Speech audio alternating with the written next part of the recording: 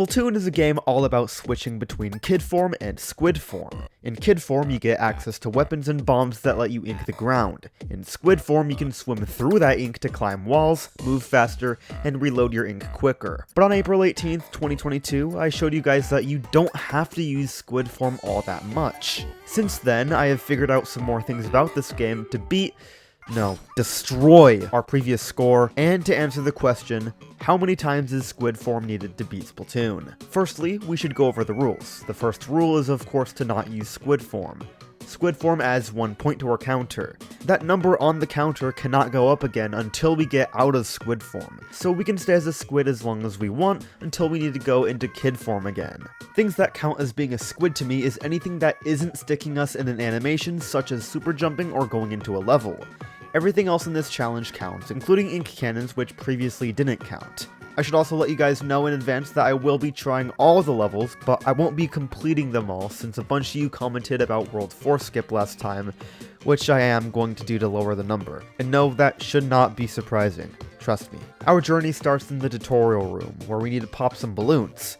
After passing by the balloons, we reach 2 curved walls that don't really give us any way to get over them. Simply jumping only gets us so far, but even if we could get past them, we'd have to go through this gate only accessible using squid form. This forces us to use our first squid of the game, officially starting our counter. After climbing the ramps, we can reach this area with ink already existing on it. We'll need to spread it around by going in and out of the ink to give us enough speed to reach the next part of the tutorial with the gate mentioned earlier. Now all we have to do is go to these 2 walls and climb up them. There's no way to my knowledge that we can climb up these without using squid form, so I threw a splat bomb past the first wall so we'd at least be able to use squid form 1 time instead of 2. Once again, we can spread the ink around to get past the walls to make it to Inkopolis using squid form 2 times. In Inkopolis, we can find a sewer grate to get to Octo Valley, where we get our hero gear and unlock our first level Octo Trooper hideout, which starts out with a wall we, of course, cannot climb up. There are some boxes near the ramp, but they don't seem to help us very much since we can't get on top of them. Even if we could get on top of them, it doesn't seem like we'd be able to make it to the checkpoint anyways. This requires us to use squid form once again. Most of this stage after this area seems pretty easy. We can defeat some enemies, break boxes, and then reach a key. We can't exactly get up slanted areas. We just slide down. This slant seems impossible to climb up, unless we brute force it and somehow make it up there. I'm going to hold on to that thought for later. It's probably going to be very useful. After grabbing the key, we can walk to this locked area and reach a launch pad that brings us to our final area, which has some enemies we can easily defeat to complete the level using squid form 1 time. This brings us to level 2, Lair of the Octoballs, which starts off with a bunch of walls. We do see a balloon up ahead though, and it looks like it should help us ink farther areas we cannot reach normally. If we jump on top of these boxes using the rails on the edges of this shallow slope, we can easily reach the top and get enough distance to hit this balloon. This saves 1 squid we need to use, but we still need to use squid form 2 times. 1 to get all the way to the space under the second balloon, and another to get up the wall the balloon is on. After this, we can launch pad to reach our first Octoball, who doesn't do anything since we can spawn kill him. After that, we can try to climb up this wall, and with the help of some of the well-placed boxes, we can easily move past this wall to get to the next walled-off section that introduces us to the squeegee. This fellow eats all the ink on a certain space. Some of these have a limited range, however, so this entire left side of the wall is free space for us to ink using our splat bombs. Once again, it takes quite a while to climb up walls like this. It's terrible. And right after, we get met with another wall to ink and climb, bringing us to 4 times that squid form is needed to be used so far in this one level. Immediately after, we have to climb not 1, but 2 more walls to reach the final area, which is of course a wall. But there's a slight problem. This wall is tall. Really tall. I tried getting a splat bomb in this crevice to ink the top wall, but the ink somehow separates to this moving platform without getting any to the top. This looks like I can easily save a number to our counter with the ink cannon, but as I said earlier, it does count now. So I want to try something before I give up on this save, since it should work. First, we'll need to restart our save file and get enough progress to get back to level 1. Why did I do this? We need 100 power eggs in order to gain burst bombs, and unlike splat bombs, these explode on impact rather than being on solid ground. So I replayed the first level to get power eggs. The first section gave us 42 eggs, the second 24, and the last section gave us 45, bringing us to 111 power eggs altogether, which leaves 11 extra once we buy the burst bombs. These burst bombs are also extremely helpful for climbing walls because we won't have to spend so much time spreading the ink. So now that we're back at this final wall, we can throw our burst bombs and just barely not reach the separation point. So I just stared at this wall for a while, thinking about how close this looked. So close that it just had to be possible. Then I realized the answer has been spinning in front of my face this whole time. 4 small balloons. These balloons seem ordinary, right? Well, they are, which means they'll pop once we damage them enough. And what else pops when they get damaged enough? Every other enemy in the game. And since enemies pop with ink, we can definitely use these balloons to pop ink on this top wall to reach the end of the level, leaving us with 10 squids total at this moment, which is unfortunately quite a lot for only being at level 2. Our next level was Rise of the Octocopters, which as always starts off with a wall, and just like level 1, this wall is curved and still obviously impossible to get up, but for some reason, I noticed something interesting while giving an attempt to jump over it. Normally you can only jump a certain distance from the ground, it's not that much height either, but if you jump on a slanted area like this curved wall, sometimes you'll double the amount of height you get, which I don't think is supposed to happen. This is extremely precise, but with enough attempts, we can eventually get the perfect amount of height to get to the top of this wall. After that, we can just barely reach the checkpoint and jump our way to these ink rails, which pretty much force us to use squid form anytime we see one. This is because you'll fall through the rail anytime you touch the thin part while not being in squid form. After this, we'll need to get past some more gaps using boxes and moving platforms. It's not too difficult to do, but right after, we'll need to use an ink rail. This brings us to an uninked wall that shows us another uninked wall right after. So that's going to be another 2 squids needed for this level, bringing us to a total of 14 squids needed before the boss fight of World 1, which is against the Octo Stomp. I thought this was going to be easy. We normally have to climb up his side and hit his weak point, but there's one slight problem. Climbing up the Octo Stomp uses squid form, so I had to try and damage him from below. When I tried to damage him using splat bombs, nothing really happened.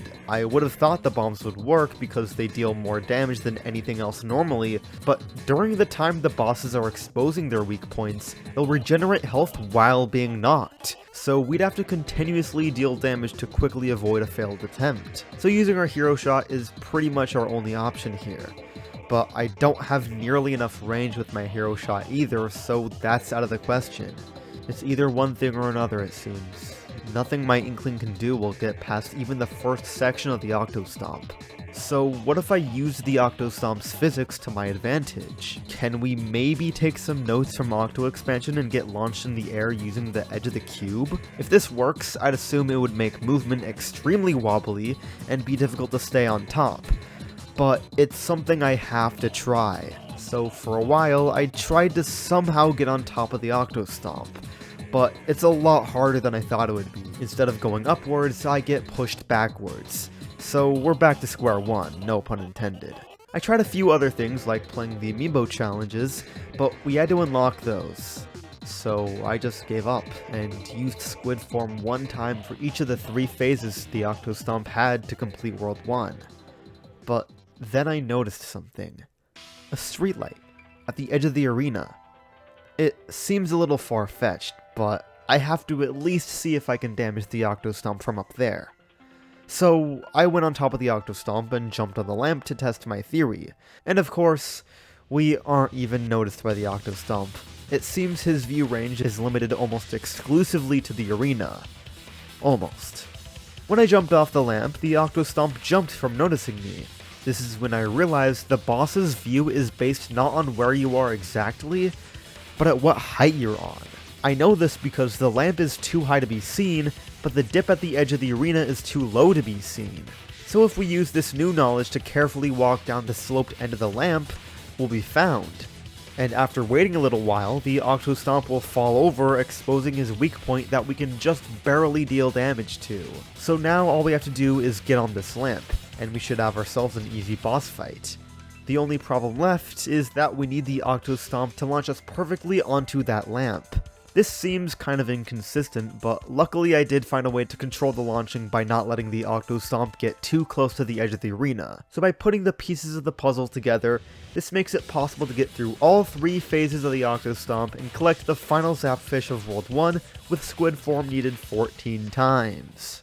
Now we're on to World 2, and since the only way to get there is with this ink rail, we're going to have to use Squid form once again before we even get to World 2. Once we arrive, we can start unlocking all the levels. Some of these are easy to grab, but a few do require splat bomb throws. Overall, they're pretty easy to unlock, but we aren't going to be playing any of them. That's because in August of 2023, there was an interesting bug found by Splatoon Messiah where you could store momentum in ink rails to gain height. Our first step is to align ourselves. After we're aligned, we'll need to go into Squid form for a split second and hold left until we go back into Kid form. This causes us to gain an incredible amount of height, and we didn't even need to press jump.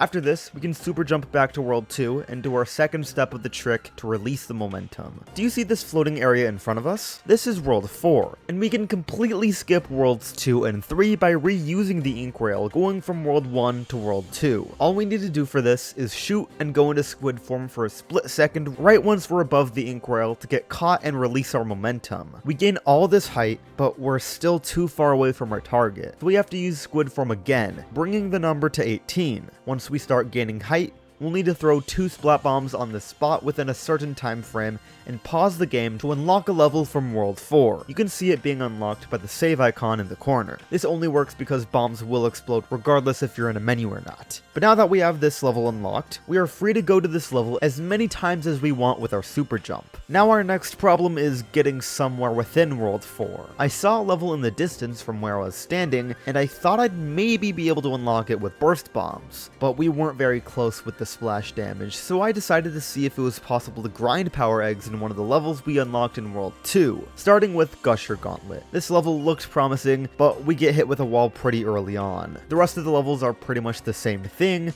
except for Octoling Invasion. We can get to the end of the level without any trouble, but we do have a problem when it comes to grabbing the Zapfish. We don't have any way of getting to the top section, but what if I told you we didn't have to go to the top section at all? You know Octolings, those enemies in this level that are very similar to the Inklings. Well, they're so similar to Inklings that according to the game, they count as the main character for certain events, like collecting the Zapfish. Yeah, if we grab an Inkzooka special, we can break the Zapfish barrier and an Octoling will collect it for us. Sure, I'll take it. I get around 100 eggs each time I play this level anyways. So after grinding a bit to upgrade my gear, I can now attempt to hit the level we've been trying to go for. I have 2 options of where to throw my bombs. One on these ceiling pipes and another on these girders to the right. They're both decently far away spots, but they seem like the only viable spots for us to do this, and they both seem to work, but with one problem I didn't think would happen. It's hard to see, but the ink that got on the level is blurry, which means it didn't hit the level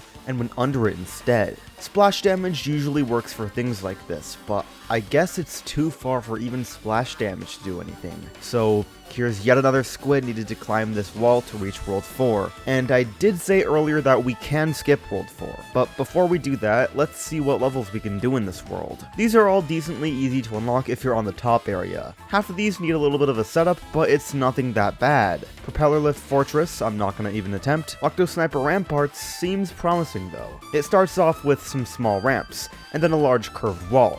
And I did talk about these curved walls earlier, saying we can jump over them.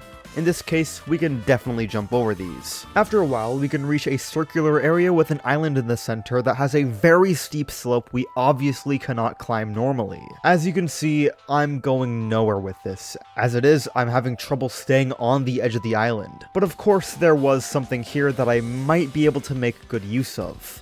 The squeegees themselves. They work as objects you can interact with, but you can't really stand on them. But since these ones are slanted, we can stand on top of them and slowly slide up the slant.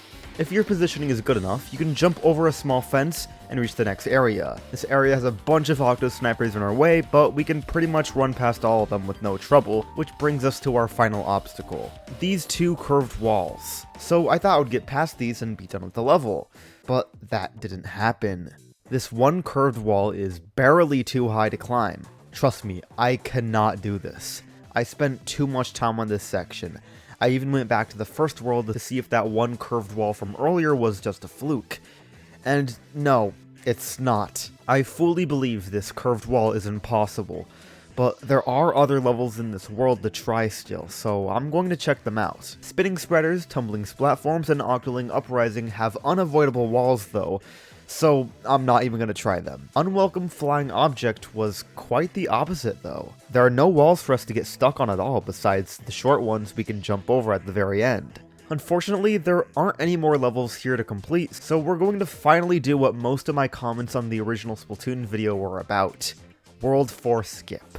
World 4 Skip in this challenge is slightly different, but still mainly the same thing. First, we'll need to create a setup in order to make this work. In this case, we're going to need to ink these 3 blocks. The second and third one are a bit too far away though, so we're going to have to use the thing World 4 gives us in order to get past. That thing given to us are ink gushers, which give us a ton of height that'll easily allow us to ink the third cube. Now for the precision part. At the end of every world in this game, there's a box we cannot enter because we'll get pushed back. But on the sides of these boxes, there's a small area on the edge of the floor we can actually access with Squid form. While in this spot, we'll have to move along that slim area as to not get bounced off. If we successfully get past that and onto the floating blocks, we can reach World 5 with Squid form needed 20 times. So now we have to unlock all the levels in this area and complete all of them to reach our final boss. We have quite a few things to work with here. We have a curved wall that we can jump over and a sponge right next to it. From here we can get Splat Switch Revolution using a fan that brings us close to it, but we still don't have access to the other side. Thankfully, we can just jump to it using a wall next to the sponge. This lets us collect Pinwheel Power Plant using Splat Bombs, and by doing some more jumping, we can unlock Octoling Onslaught. The only problem now is the 3 levels at the higher spots on the map. Well, the 2. Unavoidable Flying Object is pretty easy to grab with Splat Bomb splash damage, but after that, we're pretty much stuck, since everything in this world is either really far away, or no, it's just really far away. So what's one thing we use to get close to something? Alright, the Wii U gamepad helps us get to levels using super jumps, so what if we use the levels we already have unlocked to try to unlock this level while flying? Once again, still not enough distance. So this means positioning matters a lot while super jumping, so let's just super jump from other angles. I tried going from World 4, it looks like I got some ink on the platform. I tried from World 1, nothing. I tried simply going behind the level and then jumping, and it doesn't look like anything happens, at least based on what I'm hearing, since the levels will make hit marker sounds upon taking damage. But if we pause the video while we're flying over, you'll see we're clearly making a dent. So if we just keep hoping we'll do damage little by little, we can unlock far-flung flutters. And since we're at the top of the map at this point, we can easily unlock Spongy Observatory with Splat Bombs. Splat Switch Revolution. Our first level for the final world presents us with a wall we need to climb up immediately. Even if we could get up there without using Squid form, we would also have to jump across this large gap that is definitely not possible in Kid form. After this, we had to hit a Splat Switch, which shows us another gap. This one is slightly smaller than the last one though, so we can just barely get past it if we're careful enough. Now we have the choice between either a Bubbler special or an Inkzooka special. I don't think this decision matters all that much though, so I took the Inkzooka. After grabbing the Inkzooka, we can splat some switches and almost hit a launch pad in the distance. It's too far away for us to hit, so we're going to need to use 2 squids here. Once using the launch pad, we get brought to an area with some enemies. After defeating these enemies, we'll need to stand in the middle of the area that rises up and defeat the 2 octo snipers that spawn in. After that, we can reach an interesting area with more splat switches. Hitting these switches slowly create a path for us, and that path leads to Squid form being needed to climb a wall.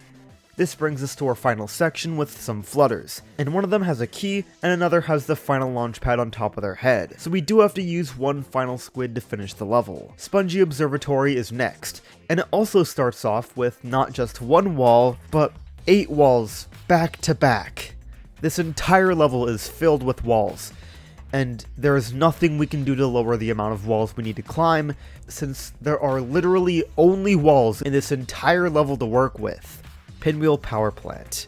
This level starts off without walls. Finally! They give us some spinning platforms to stand on as well to reach other areas of the level. After completing the first part, we can find some narrow platforms. We can jump across the gaps they have though, so it's pretty doable until we reach this wall with an ink rail at the top. We have no chance at skipping this because of the ink rail, so I used one squid for the ink rail and climbed up this inked wall. But hold on, this wall shouldn't be inked, so why is it?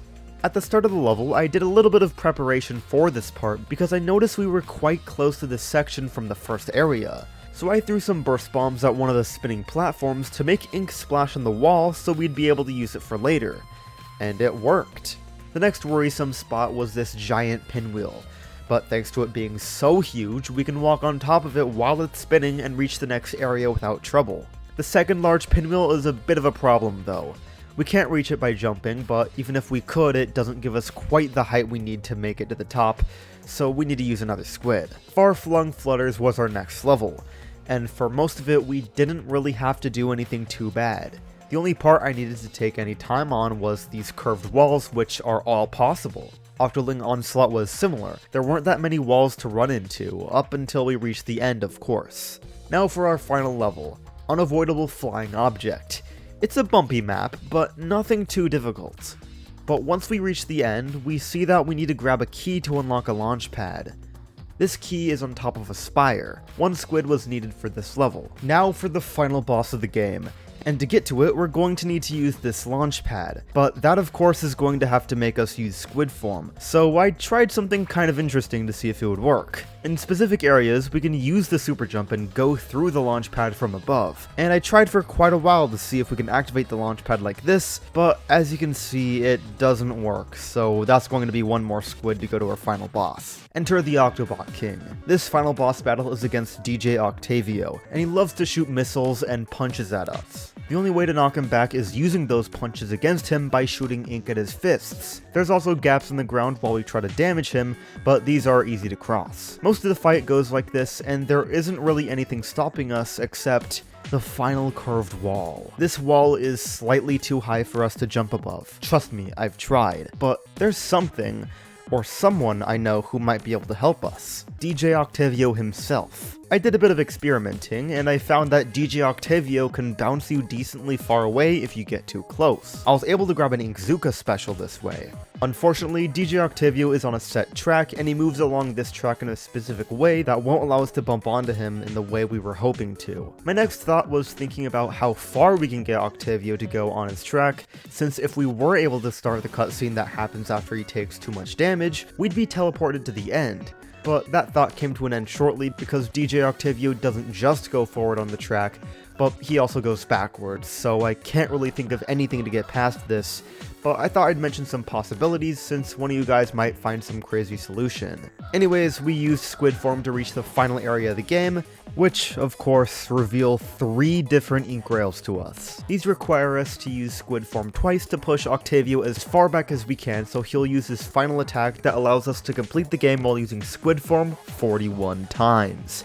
But I did say I'd try all the levels to see which ones are possible without using squid form. So now that we've beaten the final boss, let's super jump over there and fall into World 3 so we can try its levels. Ink Rail Skyscape. Nope. Ink Visible Avenues, Flutter Junkyard, and Shifting Platforms. Also, no. Octoling Assault is on Blackbelly Skate Park, and as I said earlier, it's a bumpy map, but there isn't much of anything in our way. 0 squids. Now for Undeniable Flying Object. For our final level we're going to play for this challenge, we get put on a map that usually has a single wall in our way, but this time we actually have gushers to help us get past that wall, making this level possible without squid form. So now we have all the questions answered for this challenge. How many times is squid form needed to beat Splatoon? 41. I hope you enjoyed the very first remake video on this channel.